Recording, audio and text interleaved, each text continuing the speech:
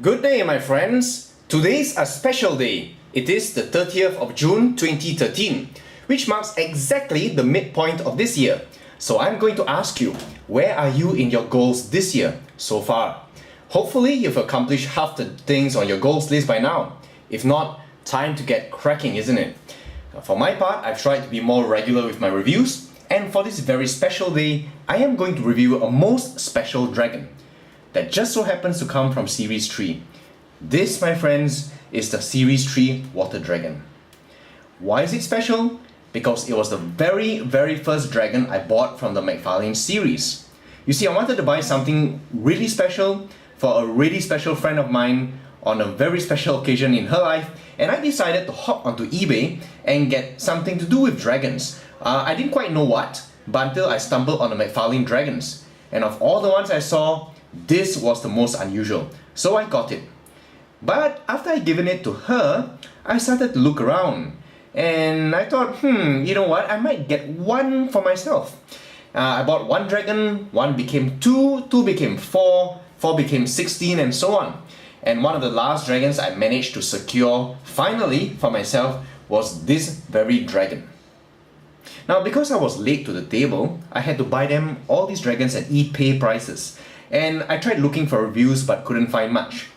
And I ended up with some pretty regrettable purchases. So I wanted to help fellow dragon lovers make choices and also share these works of art. And that was the origin of the Dinos Dragons channel. Now, the last water dragons we looked at were pretty good, but you still saw the basic draconian form. For the Series 3, however, you know that this is a highly adapted marine creature. In fact, the only thing dragon-like about it is the head. Most of this creature, at first glance, seems to be just this set of very enormous, very powerful fins. And really, I think this dragon displays nicely in the box. Her head looks a little bit squeezed to the front though, to the edge. So let's free her, give her some space, and let her spread her wings, so to speak. Out of the box, the Series 3 Water Dragon has three parts. You've got a very incredible dragon herself, can't wait to get to her in a minute. You've got the base, and you have an interconnecting rod. This interconnecting rod is made of metal, so it's very solid, unlike some of the other sets where you actually just get a wooden towel, so it's not likely to warp, and that's reassuring to know. The base isn't just a shapeless lump of rock, but it's got an interesting shape to it. I like its asymmetry. It's got a very distinct look, such as this overhang feature, with little bits down the bottom. Could be living creatures of some sort, could be just stalactites, but still overall very nice. The detailing on this is really very good. A lot better than what you can actually appreciate on screen, to be honest. You've got different sizes, different shapes, different textures of coral. The whole thing is in overall a green color, but there are different washes with some black mixed in, and looks very much like the sort of patterns you'll see due to the sun shining through moving water. So that's nice. The only thing that I don't really like is that it's a little bit bald, which you see here only these straggly red seaweeds, and I think they could have done a lot more. I really would have appreciated more variety of flora. They might have been thinking they didn't want to take away from the dragon, but later, as you'll see, the dragon herself is so strong, I don't think she would have suffered one bit. In fact, I feel flora of complementary colors would actually have enhanced her rather than take anything away. But I think we're all excited. I'm excited. I want to get to the dragon herself right now. So on to the dragon. Now, the McFarlane team seem to have done it again. They've created a wondrous dragon based on an amalgam of many real-world creatures. Taking the limelight has to be these huge elegant fins. And in these, I think I definitely see a lionfish influence. If you look at the beautiful lionfish spreading its wings, two fan-like structures take over the entire presentation as well as your focus, and you get the idea. Even some of these splodges on these fins seem to recall certain elements of the lionfish design. And these wings, sorry, I keep thinking of them as wings, but they are purely fins, are truly beautiful. You know, I thought the Series 1 Water Dragon was great with its flashes of translucence. Well, the Series 3 Dragon practically screams it out. Look at that. Okay. And while the tremendous area of these fins indicate the power with which this dragon could burst forth, I especially like the fact that the translucence imbues them with a certain delicacy as well. And I really like the setup, which is the reverse of what you get in most dragon designs. For most dragons, you get the body below and then the wings above. For this one, you get the body above and these wings or fins or sails, whatever you want to call them, at the bottom. So that's actually a very pleasing contrast composition-wise. It's interesting. At first glance, I assumed that these were actually evolved wings until realizing that these fins were actually on the hind limbs of the creature. And in fact, so perfectly adapted to swimming is this limb that there aren't any rudimentary digits at all. Just tapers off to this one point. So the entire purpose of these hind limbs now is purely to support these fins. Now perhaps this creature was a wyvern, and whatever it had for wings were on the forelimbs, which have since now shrunk down to this rather modestly sized and very humble hand pedal. The body plan seems to follow, at least in part, that of the sea dragon, and by that I mean the real creature here. The orientation angle of our dragon echoes that of the sea dragon that we see in many photographs. And there's even this bulgy bit here, this wedging of the hips, that's quite similar to what you see on the sea dragon. So it's really quite amazing to think that these two animals have anything in common. The actual coloring is in alternating bands of dark, light, dark, light, dark, light, and for some reason it almost reminds me of a clownfish. Hi Nemo! But again, this banded pattern is also found on another more dangerous creature, also a sea swimmer, the coral snake. But instead of just two alternating bands, there is actually a single very thin stripe in the white band. And I don't know, for some reason it gives this a rather menacing, poisonous look. So I like that a lot. Plus, one more thing, besides the alternating bands of color, I think it's clearer on this side, you'll see that the upper part of the creature is one color, which is beige based, and then there's a bottom part which is white. So all these come together to give you a very, very vivid example of coloration, very reminiscent of many types of underwater creatures like fish, various anemones that we can see in real life. So it's a magnificent pleasure to behold.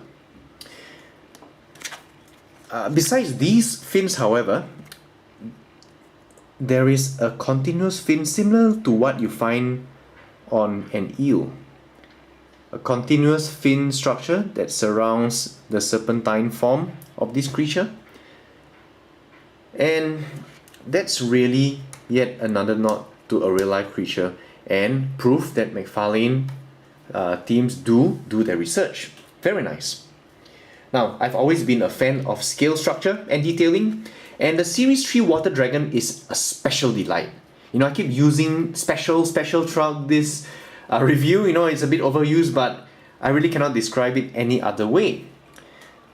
So if you look at some of these structures, again, you know, you wouldn't be surprised to see different shapes, sizes, and textures that vary with different regions of the body, much like you expect in a real animal or a lizard or a reptile. But if you look at the detailing on this, I'm sure it doesn't come out very nicely on the screen, but even the fingers all the way down to the fingertips, and then these hind limbs that taper down to this fine point, you can have a look, and it looks like it's really encrusted with detail. And I use the word encrusted because have a look at this. Now you'll see individual scutes, but if I can just zoom in a little bit, you'll see what appear to be holes. Okay, in the middle. You see them quite clearly here on the leg as well. What do you think that is? Well, let me show you what I think they were trying to do. This. Yep. What you have here is a structure of coral. Now that to me is really, really amazing. Right? It's taken the level of detailing on these scales up a completely different but totally higher notch in terms of thinking, in terms of design, in terms of execution, and I really salute them for this. Okay, this makes this one of the most detailed dragons in my collection anyway, and I'm really sure this was intentional. I mean, you know, I hope I'm not deconstructing this dragon too much. It'd be too similar to like all the, you know, the deep meanings that have been ascribed to the Star Wars movies over the years, when George Lucas might not even have meant for any of those things to be represented in the films. But anyway, let's get back to the dragon. I think a special mention also goes to the head. Now, I've said before that the only thing that looks very dragon-like is the head, and yes, it still retains a dragon-like form, but with some very unusual features. If you look at these horns, they're wavy and curved, which, you know, echo the undulations of the watery theme. I love the gaping jaw, but this is not just an ordinary skull with tooth sockets and then the teeth going in them. This is actually a combination because the central beak is part of the skull itself. Yep, so you've got a central beak here, and then it's flanked on either side by these more conventional looking teeth. So that gives it a really menacing look. Reminds me a little bit of the Ikran that you saw in the movie Avatar. Okay. And there is an Elysium, just like the series 2 Water Dragon, there is an Elysium with an Esca. So that borrows from the real life anglerfish. Okay, it's a lure. And wow, just so much to say about this animal. You see the green here?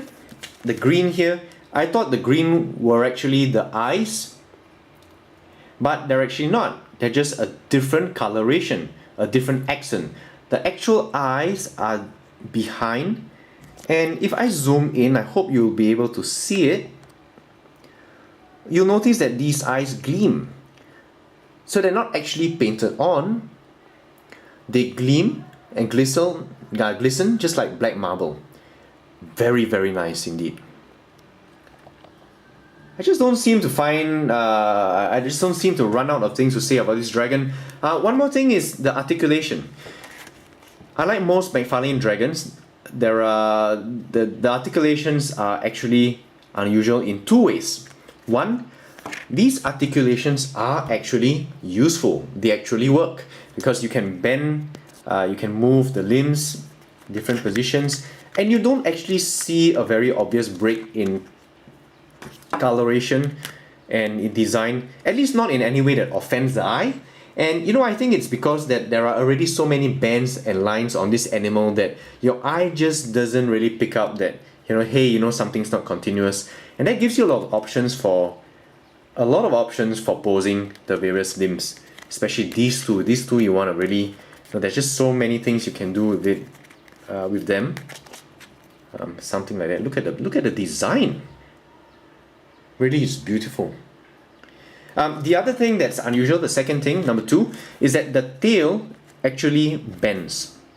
Okay, the tail actually bends. There's a wire armature in it. I think that for myself, I'm just going to keep it simple, have it as straight as I can to echo the tail positioning of the real life sea dragon, and yeah, be very happy with this dragon. Now, there are some common complaints that you should know about that have been mentioned by other owners. One of them is that the pole, after you combine, you put everything together, tends to list to one side. Now, I think I lucked out because mine wasn't very obviously lopsided. But I think that as long as you can get it to balance on the base, it is forgivable because this is not a dragon in flight where you want lines to be straight and horizontal. This is obviously a dragon underwater, so it can actually, it could actually be skewed a little bit and not look too far off. The other things that reviewers have pointed out is that the way this whole creature has to be squeezed into the box, it means that, excuse me, it basically means that after a while you might get a bit of warping going on, and these two limbs get so closely together that you can't actually move them without rubbing the wings and possibly causing paint damage. In my case though, I found that after I removed it from the box, whatever bend that was forced because of the dimensions of the box actually decreased with time. And I think if all else fail, you can try the good old toy in the boiling water trick, which should help you remold or at least remove some of the warping that you would find in your dragon. Now, one complaint I do have with mine though is the head, and I think that this is something that you might want to know about because I've seen that in my friend's dragon and also another dragon that I've actually had a look at. Now, if you look at it from the front, you'll see that there's a skewing. Okay, the lower jaw seems to warp off to the left here. Now, in most other dragons, I think that would be unspeakably unforgivable. But if I attach the dragon here,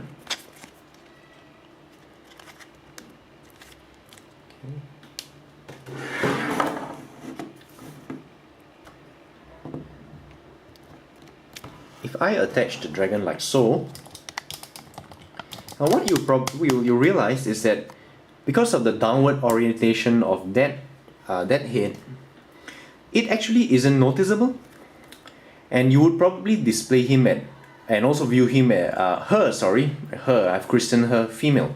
You also notice that it's not something that's going to really jar on your sense of aesthetics. Plus, the fact that everything else is just super awesome, that I really can forgive quite a lot in this dragon. Yeah. So, there you have it. I knew starting out this video was going to be long. I just didn't expect it to be this long, so I apologize. But it is a very, very special dragon. And that's all I have to say. So if you have a chance to get this dragon, get her. Thanks for watching. I also want to welcome my new subscribers. I've got a few.